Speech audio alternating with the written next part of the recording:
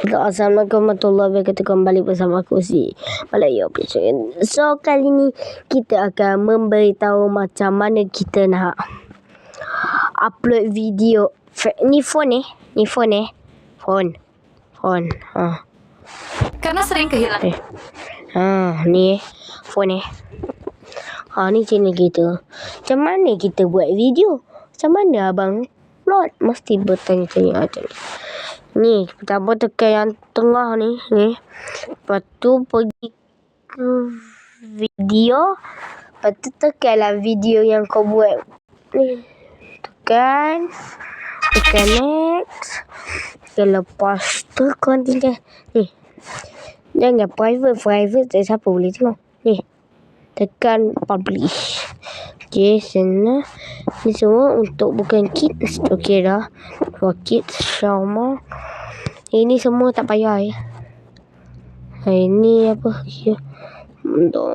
Yes. Lepas tu, next kita buat lah. Nama tajuk dia mah.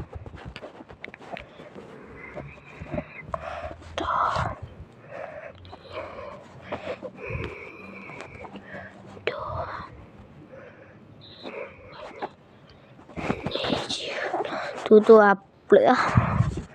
Orang boleh buat apa-apa. Lepas tu upload. Saya tunggu lah.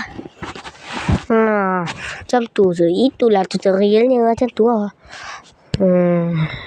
Jangan lupa ya tengok video-video ini. Video terakhir kita buat. Kau ini. Ya tekan pernah buat video ni mana.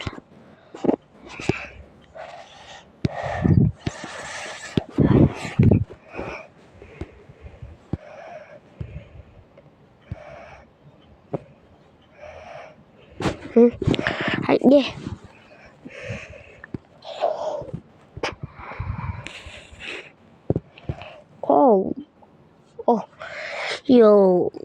Kita lupa guys. Kita tak ada buat. Okay.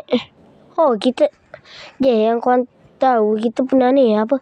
Kita buat video untuk tu spill. Tapi kita lupa nak upload. Entahlah ada atau tak. Kita cari dulu ya guys. Tu jangan lupa makan lah. Hari Jumaat kita buat. Tu orang raya dia. Tapi mana video tu dah lah.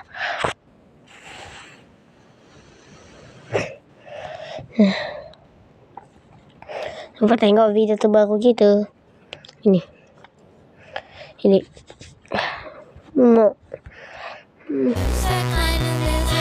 Okay, lupa nak ni. Ya, macam kedua ya. Ini on. Dah. Okay, sampai sini videonya selesai. Jangan lupa tengok video baru ni. Bye bye. Ciao. Like, share dan subscribe.